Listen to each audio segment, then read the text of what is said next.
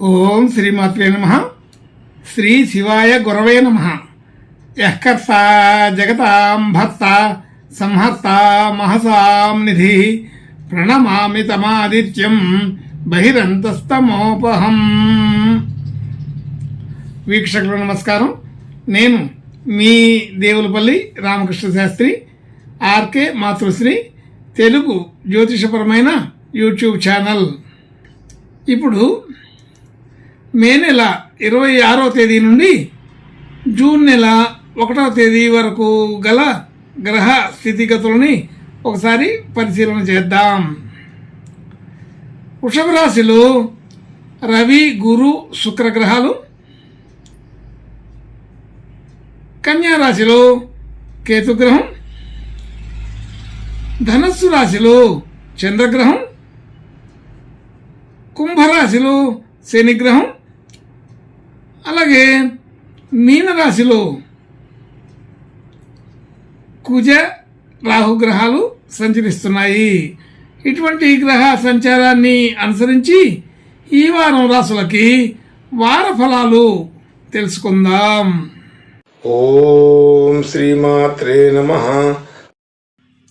ఇప్పుడు కన్యారాశి వారి గురించి తెలుసుకుందాం.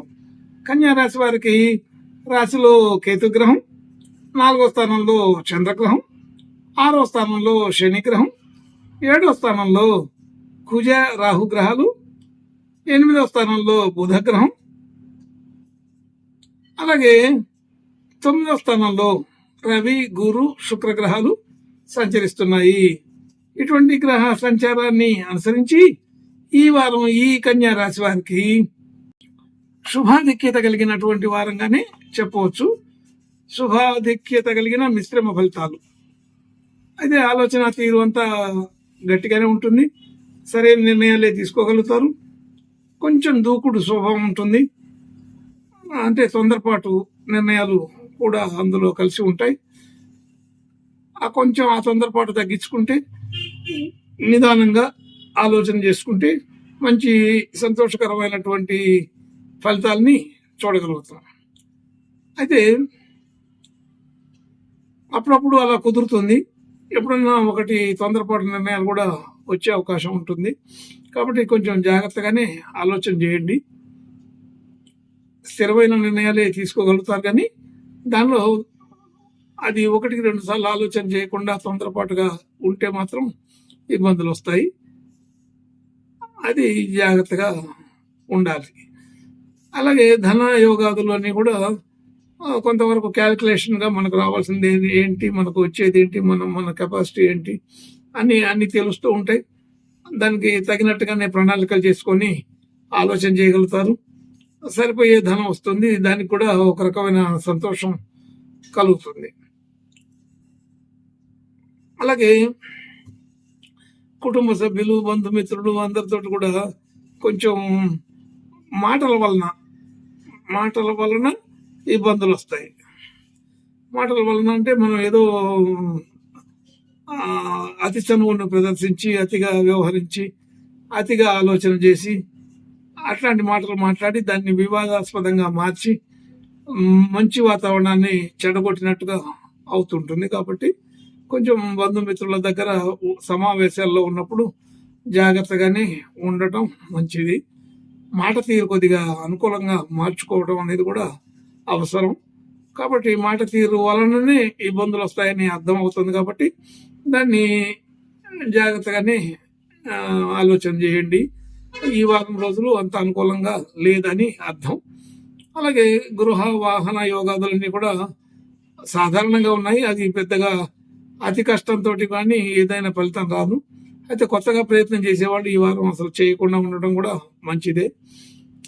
కానీ తప్పదు అనుకున్న వాళ్ళు కొంత కష్టపడి ఎన్నో రకాలుగా ఆలోచన చేసుకొని గృహ వాహన విక్రయాదులు చేసుకోవడానికి అనుకూలం అవుతుంది.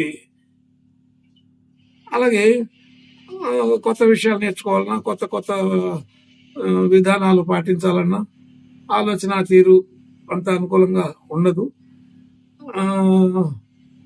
కొంచెం ప్రేమ వ్యవహారాలు ఏదైనా ఉంటే అవన్నీ కూడా అంత అనుకూలంగా లేవు.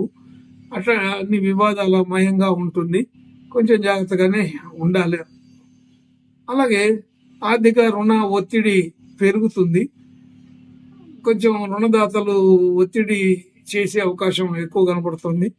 అలాగే మనం చెల్లించవలసిన బకాయిలు సరిగా చెల్లించటానికి ఆ, కుదరక కొంత ఇబ్బంది పడవలసిన పరిస్థితి కూడా ఉంటుంది.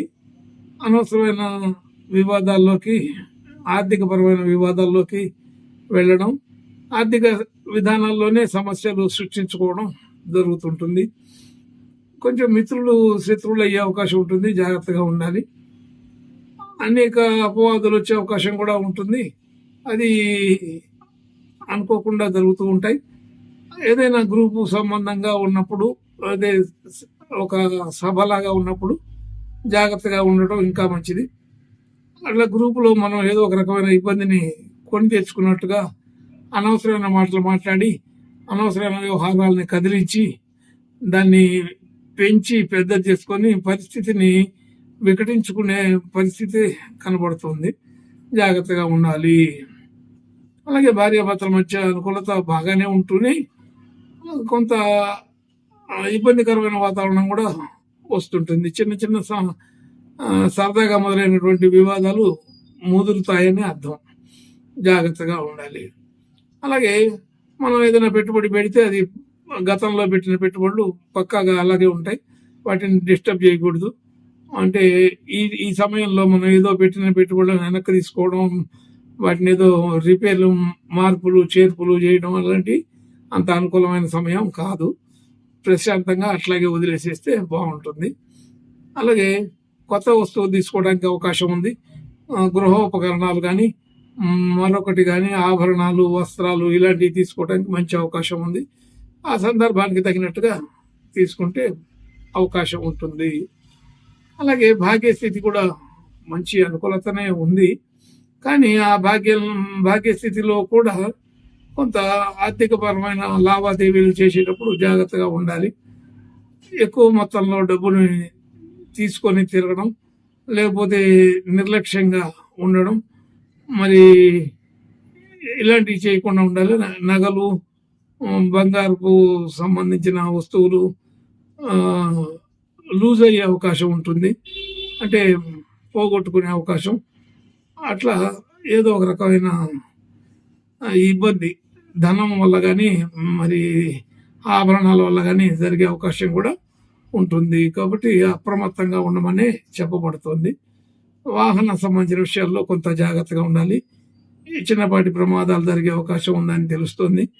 అదే వీలైనంత వరకు మనం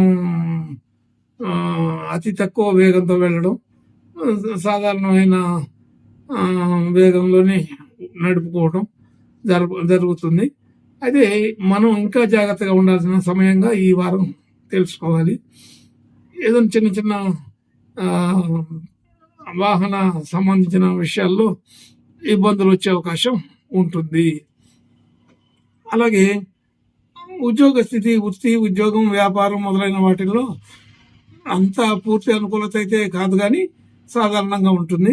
కానీ ఆ ప్రయత్నంలో మనం చేసే పనులు వికటిస్తాయి. అంటే మనం ఏదో కొత్తగా ప్రయత్నం చేసి ఏదో మ్యాజిక్ చేసి సంపాదన సృష్టించాలి అనుకునే వాళ్ళకి ఇది ఇబ్బందికరమైన విషయం. సాధారణంగా ఉండేది మామూలుగానే ఉంటుంది. అలాగే మనం చేసిన పనులకి, వాటికి గుర్తింపు, కీర్తి, ప్రతిష్టలు కొంతవరకు అవకాశం ఉంది. అయితే ఒక నిజాయితీగా మన పనులు మనం చేసుకొని పోయే వాళ్ళకి ఇది మంచి సమయంగానే గుర్తించుకోవచ్చు. అలాగే మనకు కూడా ఒక గుర్తింపు, కీర్తి, గౌరవం కలిగే అవకాశం ఉంటుంది. కానీ మన మాటల ద్వారా వచ్చేదాన్ని పోగొట్టుకోకుండా ఉండడం అనేది ఈ వారం ఇందాకనే చెప్పబడింది. అయితే అన్ని రకాలుగా అనుకూలత ఉన్న సమయంలో మనం ఏదో ఒక రకమైన మాటల ద్వారా దీన్ని చెడగొట్టుకునే అవకాశం ఉంటుందని అర్థమవుతోంది. అలాగే వ్యయానికి సంబంధించిన విషయాలు ఆలోచన చేస్తే మనం రకరకాల ఖర్చులు ఉంటుంటాయి. అయితే ఎప్పుడు కంటే కూడా ఈసారి ఇంకా కొత్త ఖర్చులు కూడా వచ్చి పడతాయి. కొత్త ప్లానింగ్ అంతా చేయాల్సి వస్తుంది. మరి ఆర్థికంగా భారం అయినప్పటికీ కూడా మరి కొన్ని ఖర్చులు తప్పనిసరి 2-3 రకాల విషయాల్లో అంటే రెగ్యులర్ గా ఉండే కుటుంబ సంబంధించిన ఖర్చులు కాకుండా ఇతరత్ర ఖర్చులు కూడా కొత్తగా కలుస్తుంటాయి. అనుకోకుండా వచ్చే ఖర్చులు కూడా ఉంటూ ఉంటాయి. వాటన్నిటిని సమర్థవంతంగా పూర్తి చేయడానికి గట్టి ప్రయత్నమే చేస్తారు. కొంత ఎట్లయినా సరే మనం అనుకున్న దానికంటే ఊహించిన దానికంటే ఎక్కువ ఖర్చులే ఉంటాయి. వాహనాలు, గృహాలు వీటికి రిపేర్లు కూడా చేయాల్సిన సమయం వస్తుంది. అంటే వాటికి అటువంటి ఖర్చులు కూడా వచ్చి పడతాయి. సరే, మొత్తానికి ఏదైనా కొంచెం ఖర్చులు అధికంగానే ఉంటాయని అర్థమవుతుంది. కాబట్టి ఈ వారం మిశ్రమ ఫలితాలే కానీ కొంత శుభాధిక్యత కూడా ఉంది. వాగ్దోషాలు ఉన్నాయి కాబట్టి వాక్కు సంబంధించిన విషయాల్లో కొంచెం బాగా జాగ్రత్తగా ఉండకపోతే ఇబ్బంది పడతాము అని పదే పదే చెప్పబడుతుంది.